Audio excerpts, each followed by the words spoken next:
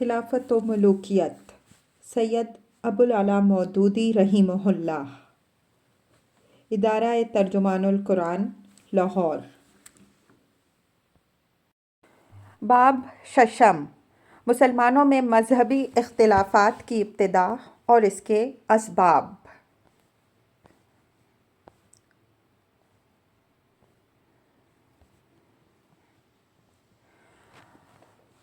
مرحبا، شیعوں اور خارجیوں کے انتہائی متضاد نظریات کا رد عمل ایک تیسرے گروہ کی پیدائش کی صورت میں ہوا، جسے مرحبا کے نام سے موسوم کیا گیا۔ حضرت علی رضی اللہ عنہ کی لڑائیوں میں جس طرح کچھ لوگ ان کے پرجوش حامی اور کچھ ان کے سخت مخالف تھے، اسی طرح ایک طبقہ غیر جانبدار لوگوں کا بھی تھا جو یا تو خانہ جنگی کو فتنہ سمجھ کر الگ بیٹھ رہا تھا یا پھر اس معاملے میں مذبذب تھا کہ حق فریقین میں سے کس کے ساتھ ہے۔ یہ لوگ اس بات کو تو ضرور محسوس کرتے تھے کہ مسلمانوں کا آپس میں کشت و خون ایک بڑی برائی ہے، مگر وہ لڑنے والوں میں سے کسی کو برا کہنے کے لیے تیار نہ تھے اور ان کا فیصلہ خدا پر چھوڑتے تھے کہ آخرت میں وہی طے کرے گا کہ کون حق پر ہے اور کون باطل پر۔ اس حد تک تو ان کے خیالات عام مسلمانوں کے خیالات سے مختلف نہ تھے، لیکن جب شیعوں اور خارجیوں نے اپنے انتہا پسندانہ نظریات کی بنا پر کفر و ایمان کے سوالات اٹھانے شروع کیے اور ان پر جھگڑوں، بحثوں اور مناظروں کا سلسلہ چلا، تو اس غیر جانبدار طبقے نے بھی اپنے نقطۂ نظر کے حق میں مستقل دینیاتی نظریات قائم کر لیے، جن کا خلاصہ یہ ہے۔ نمبر 1، ایمان صرف خدا اور رسول کی معرفت کا نام ہے، عمل اس کی حقیقت میں شامل نہیں ہے، اس لیے ترک فرائض اور ارتکاب کبائر کے باوجود ایک شخص مومن رہتا ہے۔ نمبر 2، نجات کا مدار صرف ایمان پر ہے، کوئی معصیت ایمان کے ساتھ آدمی کو نقصان نہیں پہنچا سکتی ہے۔ آدمی کی مغفرت کے لیے بس یہ کافی ہے کہ وہ شرک سے مجتنب ہو اور توحید کے عقیدے پر مرے۔ بعض مرحبا نے اسی انداز فکر کو آگے بڑھا کر یہ قول اختیار کیا کہ شرک سے کم تر تو جو بڑے سے بڑے افعال بھی کیے جائیں وہ لا محالہ بخشے جائیں گے، اور بعضوں نے اس سے بھی ایک قدم آگے بڑھ کر کہا کہ آدمی اگر دل میں ایمان رکھتا ہو اور وہ دارالاسلام میں بھی جہاں کسی کا خوف نہیں زبان سے کفر کا اعلان کرے یا بت پوجے یا یہودیت یا نصرانیت میں داخل ہو جائے، پھر بھی وہ کامل الایمان اور اللہ کا ولی اور جنتی ہے۔ ان خیالات نے معاصی اور فسق و فجور اور ظلم و ستم کی بڑی ہمت افزائی کی اور لوگوں کو اللہ کی مغفرت کا بھروسہ دلا کر گناہوں پر جری کر دیا۔ اس طرز خیال سے ملتا جلتا ایک اور نقطۂ نظر یہ تھا کہ امر بالمعروف اور نہی عن المنکر اگر اس کے لیے ہتھیار اٹھانے کی ضرورت پڑے ایک فتنہ ہے۔ حکومت کے سوا دوسروں کے برے افعال پر ٹوکنا تو ضرور جائز ہے، مگر حکومت کے ظلم و جور کے خلاف زبان کھولنا جائز نہیں ہے۔ علامہ ابو بکر جساس اس پر بڑے تلخ انداز میں شکایت کرتے ہیں کہ ان باتوں نے ظالموں کے ہاتھ مضبوط کیے اور برائیوں اور گمراہیوں کے مقابلے میں مسلمانوں کی قوت مدافعت کو سخت نقصان پہنچایا۔ معتزلہ، اسی ہنگامہ خیز دور میں ایک چوتھا طرز فکر پیدا ہوا جس کو اسلامی تاریخ میں اعتزال کا نام دیا گیا۔ اگرچہ تین گروہوں کی طرح اس کی پیدائش خالص سیاسی اسباب کا نتیجہ نہ تھی، لیکن اس نے بھی اپنے وقت کے سیاسی مسائل میں چند قطعی نظریات پیش کیے اور اس مجادلہ افکار و آراء میں پوری شدت کے ساتھ حصہ لیا جو اس وقت سیاسی اسباب سے تمام دنیائے اسلام میں عموماً اور عراق میں خصوصاً چھڑا ہوا تھا۔ اس مسلک کے بانی واصل بن عطا اور عمر بن عبید اور ابتداءً بصرہ ان کی بحثوں کا مرکز تھا۔ ان کے سیاسی نظریات یہ ہیں۔ نمبر 1، ان کے نزدیک امام کا تقرر یعنی ریاست کا قیام شرعاً واجب تھا، لیکن بعض معتزلہ کی رائے یہ تھی کہ سرے سے امام کی ضرورت ہی نہیں، اگر امت خود عدل پر قائم رہے تو کسی امام کا تقرر فضول ہے۔ نمبر 2، ان کی رائے یہ تھی کہ امام کا انتخاب امت پر چھوڑا گیا ہے اور امت ہی کے انتخاب سے امامت منعقد ہوتی ہے۔ بعض معتزلہ اس پر مزید شرط یہ لگاتے تھے کہ امامت کے انعقاد کے لیے تمام امت کا اتفاق ہونا چاہیے اور فتنہ و اختلاف کی حالت میں امام کا تقرر نہیں کیا جا سکتا۔ نمبر 3، ان کا قول یہ تھا کہ امت جس صالح اور اہل مسلمان کو چاہے امام منتخب کر سکتی ہے۔ اس میں قریشی اور غیر قریشی یا عربی اور عجمی کی کوئی قید نہیں۔ بعض معتزلہ اس سے آگے بڑھ کر یہ کہتے ہیں کہ عجمی کو امام بنانا زیادہ بہتر ہے، بلکہ اگر مولا آزاد کردہ غلام کو بنایا جائے تو یہ اور بھی اچھا ہے، کیونکہ اگر امام کے حامی زیادہ نہ ہوں تو ظلم و جور کی صورت میں اسے ہٹانا زیادہ آسان ہوگا۔ گویا حکومت کے استحکام کی بنسبت انہیں زیادہ فکر اس بات کی تھی کہ حکمران کو معزول کرنے میں سہولت ہو۔ نمبر 4، ان کی رائے میں فاجر امام کے تحت جمعہ و نماز جائز نہ تھی۔ نمبر 5، ان کے بنیادی اصولوں میں سے ایک امر بالمعروف و نہی عن المنکر بھی تھا۔ وہ عدل اور راستی سے ہٹ جانے والی حکومت کے خلاف خروج یعنی بغاوت کو واجب سمجھتے تھے، جبکہ ایسا کرنے کی قدرت حاصل ہو اور کامیاب انقلاب برپا کیا جا سکتا ہو۔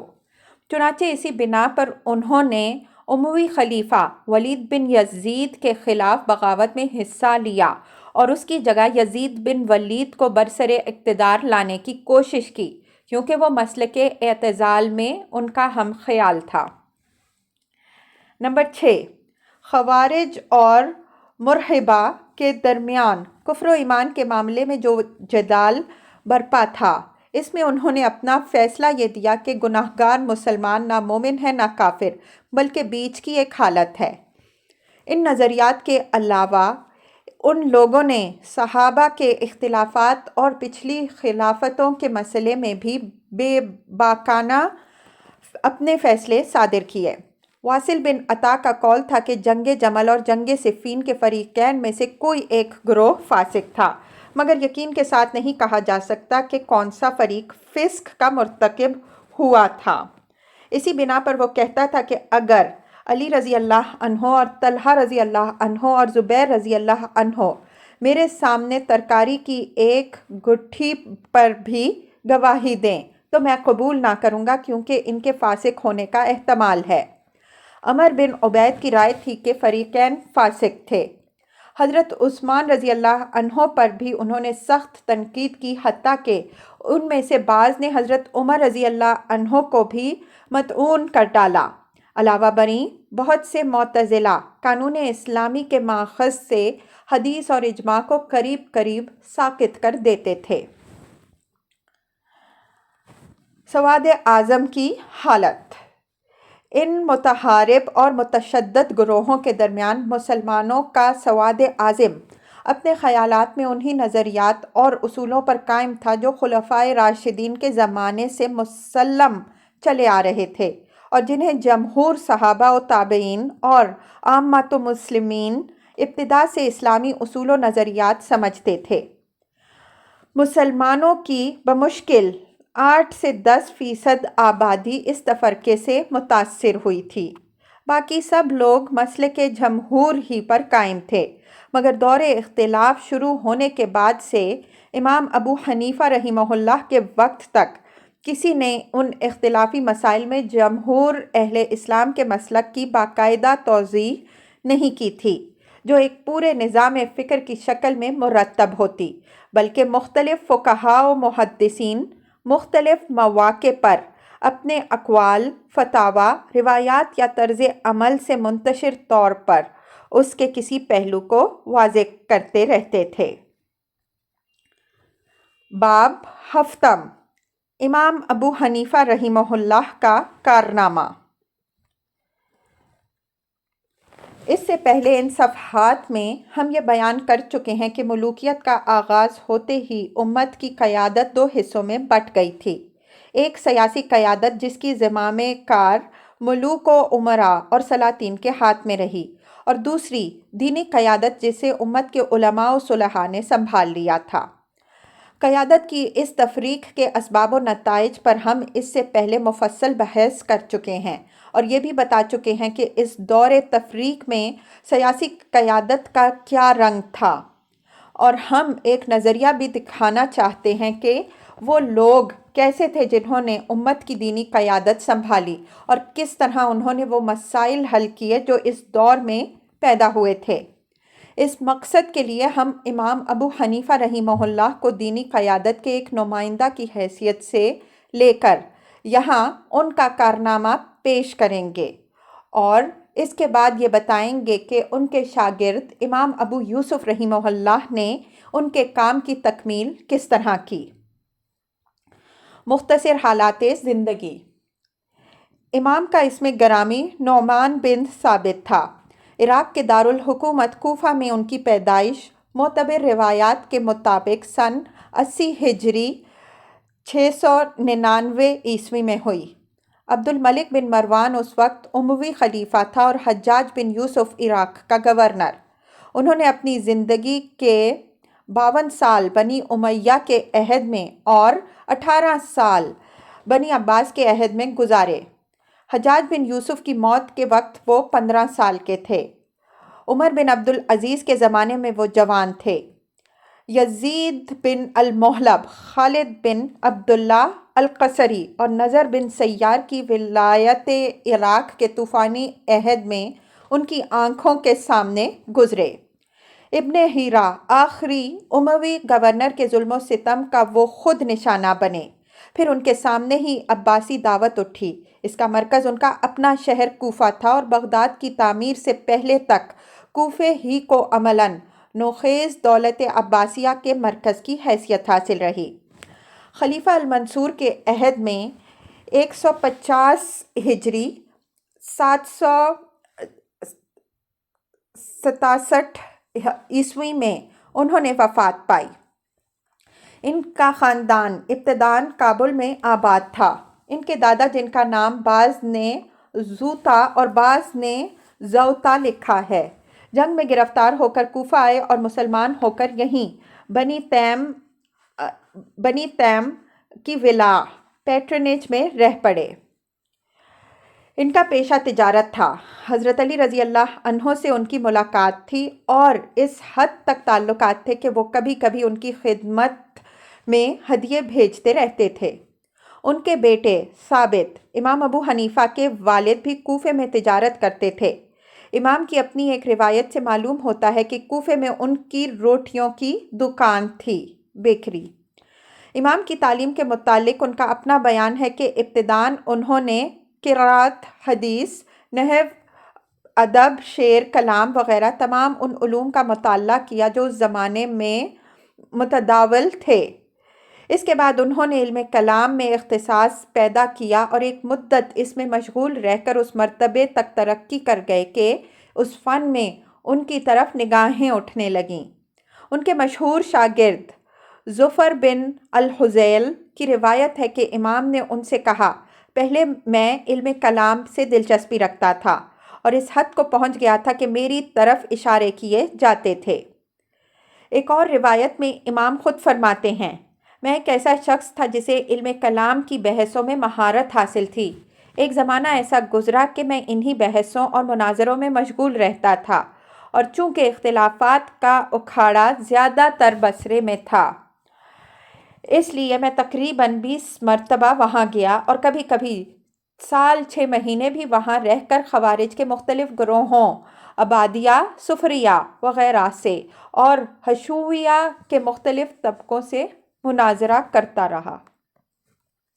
اس سے یہ نتیجہ نکالا جا سکتا ہے کہ امام نے اس وقت کے فلسفہ و منطق اور اختلافات مذاہب کے متعلق بھی ضرور کافی واقفیت بہم پہنچائی ہوگی، کیونکہ اس کے بغیر علم کلام میں آدمی دخل نہیں دے سکتا۔ بعد میں انہوں نے قانون میں منطقی استدلال اور عقل کے استدلال کا جو کمال دکھایا اور بڑے بڑے پیچیدہ مسائل کو حل کرنے میں جو شہرت حاصل کی، وہ اسی ابتدائی ذہنی تربیت کا نتیجہ تھی۔ کافی مدت تک اس میں مشغول رہنے کے بعد کلامی جھگڑوں اور مجادلوں سے ان کا دل بیزار ہو گیا اور انہوں نے فقہ اسلامی قانون کی طرف توجہ کی۔ یہاں طبعاً ان کی دلچسپی اہل حدیث کے مدرسہ فکر سے نہ ہو سکتی تھی۔ عراق کے اصحاب الرائے کا مرکز اس وقت کوفہ تھا، اسی سے وہ وابستہ ہو گئے۔ اس مدرسہ فکر کی ابتدا حضرت علی رضی اللہ عنہ اور حضرت عبداللہ بن مسعود رضی اللہ عنہ سے ہوئی تھی۔ ان کے بعد ان کے شاگرد شریح، علقمہ اور مسروق اس مدرسے کے نامور ائمہ ہوئے، جن کا شہرہ اس وقت تمام دنیائے اسلام میں تھا۔ پھر ابراہیم نخعی اور ان کے بعد حماد تک اس کی امامت پہنچی۔ انہی حماد کی شاگردی ابو حنیفہ رحمہ اللہ نے اختیار کی اور ان کی وفات تک پورے 18 سال ان کی صحبت میں رہے، مگر انہوں نے صرف اسی علم پر اکتفا نہ کیا جو کوفہ میں ان کے اساتذہ کے پاس تھا، بلکہ بار بار حج کے موقع پر حجاز جا کر وہ فقہ اور حدیث کے دوسرے اکابر اہل علم سے بھی استفادہ کرتے رہے۔ 120 ہجری میں جب ان کے استاذ حماد کا انتقال ہوا تو اس مدرسہ فکر کے لوگوں نے بالاتفاق امام ابو حنیفہ رحمہ اللہ کو ان کا جانشین بنایا اور اس مسند پر 30 سال تک درس و تدریس اور افتاء کا وہ لافانی کام انہوں نے انجام دیا جو آج مذہب حنفی کی بنیاد ہے۔ اس 30 سال کی مدت میں انہوں نے بقول بعض 60,000 اور بقول بعض 83,000 قانونی مسائل کے جوابات دیے، جو ان کی زندگی ہی میں الگ الگ عنوانات کے تحت مرتب کر دیے گئے۔ 700-800 کی تعداد میں ایسے شاگرد تیار کیے جو دنیائے اسلام کے مختلف علاقوں میں پہنچ کر درس و افتاء کے مسند نشین اور عوام کی عقیدتوں کے مرکز بن گئے۔ ان کے شاگردوں میں سے 50 کے قریب ایسے آدمی نکلے جو ان کے بعد سلطنت عباسیہ کے قاضی ہوئے۔ ان کا مذہب اسلامی دنیا کے بہت بڑے حصے میں قانون بن گیا، وہی عباسی، سلوکی، عثمانی اور مغل سلطنتوں کا قانون تھا، اور آج چین سے لے کر ترکی تک کے کروڑوں مسلمان اسی کی پیروی کرتے ہیں۔ معاش کے لیے امام نے اپنا آبائی پیشہ تجارت اختیار کیا۔ کوفہ میں وہ خز، ایک خاص قسم کے کپڑے کی تجارت کرتے تھے۔ رفتہ رفتہ انہوں نے اس پیشے میں غیر معمولی ترقی کی۔ ان کا اپنا ایک بڑا کارخانہ تھا جس میں خز تیار کیا جاتا تھا۔ ان کی تجارتی کوٹھی صرف کوفے ہی میں کپڑا فروخت نہیں کرتی تھی، بلکہ اس کا مال دور دراز علاقوں میں بھی جاتا تھا۔ پھر ان کی دیانت پر عام اعتماد جب بڑھا تو یہ کوٹھی عملاً ایک بینک بھی بن گئی جس میں لوگ کروڑوں روپیہ امانت رکھواتے تھے۔ ان کی وفات کے وقت 5 کروڑ درہم کی امانتیں اس کوٹھی میں جمع تھیں۔ مالی و تجارتی معاملات کے متعلق اس وسیع تجربے نے ان کے اندر قانون کے بہت سے شعبوں میں وہ بصیرت پیدا کر دی تھی جو صرف علمی حیثیت سے قانون جاننے والوں کو نصیب نہیں ہوتی۔ فقہ اسلامی کی تدوین میں اس تجربے نے ان کو بڑی مدد دی۔ اس کے علاوہ دنیاوی معاملات میں ان کی فراست و مہارت کا اندازہ اس بات سے بھی ہوتا ہے کہ جب 145 ہجری میں المنصور نے بغداد کی تعمیر کا آغاز کیا تو ابو حنیفہ رحمہ اللہ ہی کو اس کی نگرانی پر مقرر کیا اور 4 سال تک وہ اس کام کے نگران اعلیٰ رہے۔ وہ اپنی شخصی زندگی میں انتہائی پرہیزگار اور دیانتدار آدمی تھے۔ ایک مرتبہ انہوں نے اپنے شریک کو مال بیچنے کے لیے باہر بھیجا۔ اس مال میں ایک حصہ عیبدار تھا۔ امام نے شریک کو ہدایت دی کہ جس کے ہاتھ فروخت کرے اسے عیب سے آگاہ کر دے، مگر وہ اس بات کو بھول گیا اور سارا مال عیب ظاہر کیے بغیر فروخت کرایا۔ امام نے اس پورے مال کی وصول شدہ قیمت جو 35,000 درہم تھی خیرات کر دی۔ مورخین نے متعدد واقعات ایسے بھی نقل کیے ہیں کہ ناتجربہ کار لوگ اگر اپنا مال فروخت کرنے کے لیے ان کی دکان پر آتے اور مال کی قیمت کم بتاتے تو امام خود ان سے کہتے کہ تمہارا مال زیادہ قیمتی ہے اور ان کو صحیح قیمت ادا کرتے تھے۔ ان کے ہم اثر ان کی پرہیزگاری کی تعریف اور غیر معمولی طور پر رطب اللسان ہیں۔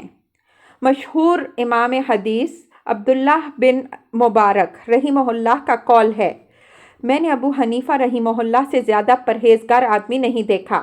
اس شخص کے متعلق کیا کہا جائے جس کے سامنے دنیا اور اس کی دولت پیش کی گئی اور اس نے ٹھکرا دیا، کوڑوں سے اس کو پیٹا گیا اور وہ ثابت قدم رہا، اور وہ مناصب جن کے پیچھے لوگ دوڑتے پھرتے ہیں کبھی قبول نہ کیے۔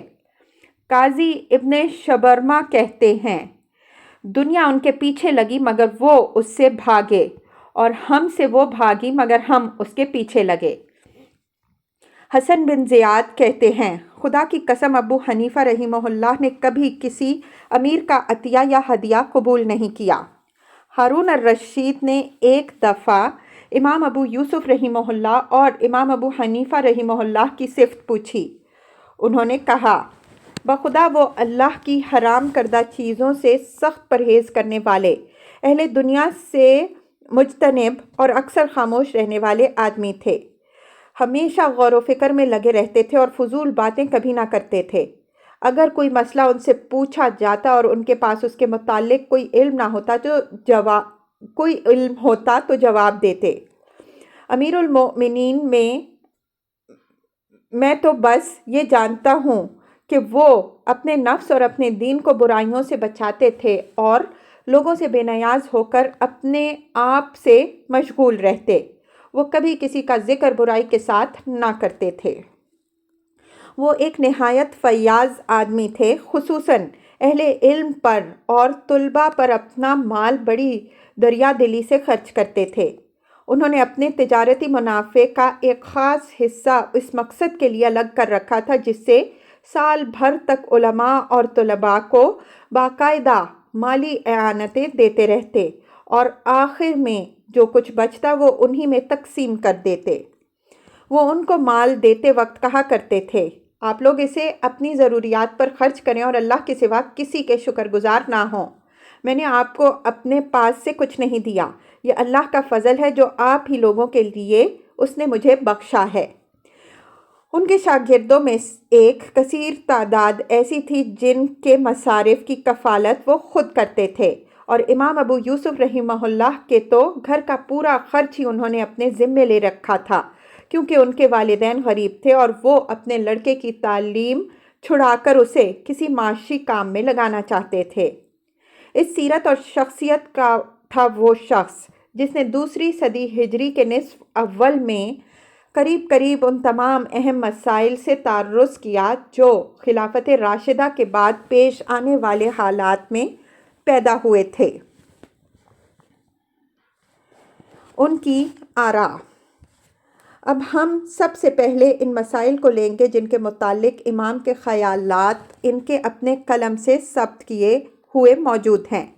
وہ کوئی صاحب تصنیف آدمی نہ تھے، اس لیے ان کے کام کے متعلق زیادہ تر دوسرے معتبر ذرائع ہی کی طرف رجوع کرنا پڑتا ہے، لیکن شیعہ، خوارج، مرجئہ اور معتزلہ کے اٹھائے ہوئے چند مسائل ایسے ہیں جن پر انہوں نے اپنی عادت کے خلاف خود قلم اٹھایا، اور اہل سنت والجماعت یعنی مسلم معاشرہ کے سواد اعظم کا عقیدہ اور مسلک نہایت مختصر مگر واضح الفاظ میں مرتب کر دیا۔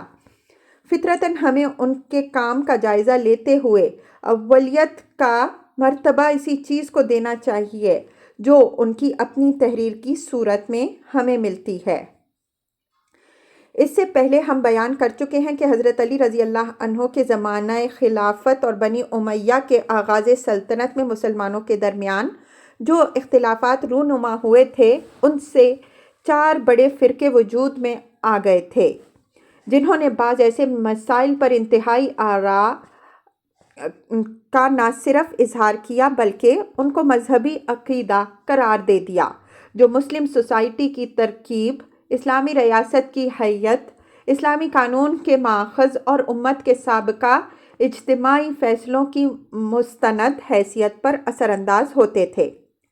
ان مسائل کے متعلق سواد اعظم کا مسلک اگرچہ متعین تھا کیونکہ عام مسلمان اس پر چل رہے تھے اور بڑے بڑے فقہا وقتاً فوقتاً اپنے اقوال و افعال سے بھی اس کا اظہار کرتے تھے، لیکن امام ابو حنیفہ رحمہ اللہ کے وقت تک کسی نے اس کو دو ٹوک طریقے سے ایک واضح تحریر کی صورت میں مرتب نہیں کیا تھا۔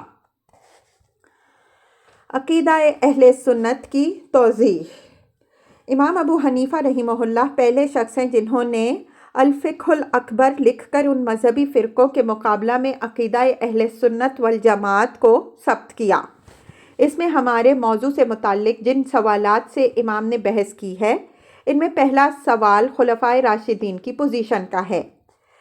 مذہبی فرقوں نے یہ بحث اٹھا دی کہ آیا ان میں سے بعض کی خلافت صحیح تھی یا نہیں، اور ان میں سے کون کس پر افضل تھا، بلکہ ان میں سے کوئی مسلمان بھی رہا یا نہیں۔ ان سوالات کی حیثیت محض سابق شخصیتوں کے متعلق ایک تاریخی رائے کی نہیں تھی، بلکہ دراصل ان سے یہ بنیادی سوال پیدا ہوتا تھا کہ جس طرح یہ خلفاء مسلمانوں کے امام بنائے گئے، آیا اس کو اسلامی ریاست کے سربراہ کی تقرری کا آئینی طریقہ مانا جائے گا یا نہیں۔ نیز اگر ان میں سے کسی کی خلافت کو بھی مشکوک سمجھ لیا جائے تو اس سے یہ سوال پیدا ہو جاتا ہے کہ اس کے زمانے کے اجماعی فیصلے قانون اسلام کا جز مانے جائیں گے یا نہیں، اور اس خلیفہ کے اپنے فیصلے قانونی نظائر کی حیثیت رکھیں گے یا نہیں۔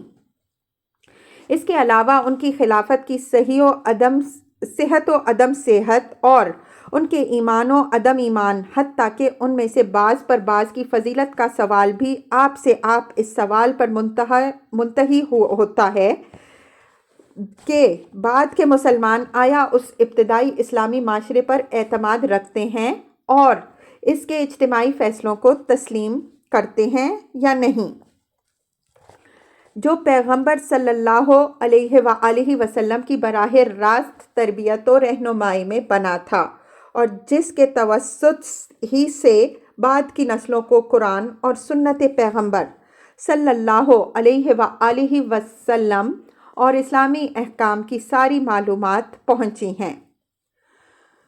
دوسرا سوال جماعت صحابہ رضی اللہ عنہم اجمعین کی پوزیشن کا ہے، جس کے سواد اعظم کو ایک گروہ اس بنا پر ظالم و گمراہ بلکہ کافر تک کہتا تھا کہ انہوں نے پہلے 3 خلفاء کو امام بنایا، اور جس کے افراد کی ایک بڑی تعداد کو خوارج اور معتزلہ کافر و فاسق ٹھہرایا کرتے تھے۔ یہ سوال بھی بعد کے زمانے میں محض ایک تاریخی سوال کی حیثیت نہ رکھتا تھا، بلکہ اس سے خود بخود یہ مسئلہ پیدا ہوتا تھا کہ نبی صلی اللہ علیہ وآلہ وسلم سے جو احکام ان لوگوں کے واسطے سے منقول ہوئے ہیں، وہ آیا اسلامی قانون کے ماخذ قرار پائیں گے یا نہیں۔ تیسرا اہم اور بنیادی سوال ایمان کی تعریف، ایمان و کفر کے اصولی فرق اور گناہ کے اثرات و نتائج کا تھا، جس پر خوارج، معتزلہ اور مرہبہ کے درمیان سخت بحثیں اٹھی ہوئی تھیں۔ یہ سوال بھی محض دینیاتی نہ تھا، بلکہ مسلم سوسائٹی کی ترکیب سے اس کا گہرا تعلق تھا، کیونکہ اس کے متعلق جو فیصلہ بھی کیا جائے اس کا اثر مسلمانوں کے اجتماعی حقوق اور ان کے قانونی تعلقات پر لازماً پڑتا ہے۔ نیز ایک اسلامی ریاست میں اس سے یہ مسئلہ بھی پیدا ہو جاتا ہے کہ گناہ گار حاکموں کی حکومت میں جمعہ و جماعت جیسے مذہبی کام اور عدالتوں کے قیام اور جنگ و جہاد جیسے سیاسی کام صحیح طور پر کیے جا سکیں گے یا نہیں۔ امام ابو حنیفہ رحمہ اللہ نے ان مسائل کے متعلق اہل السنہ والجماعہ کا جو مسلک ثبت کیا ہے وہ حسب ذیل ہے۔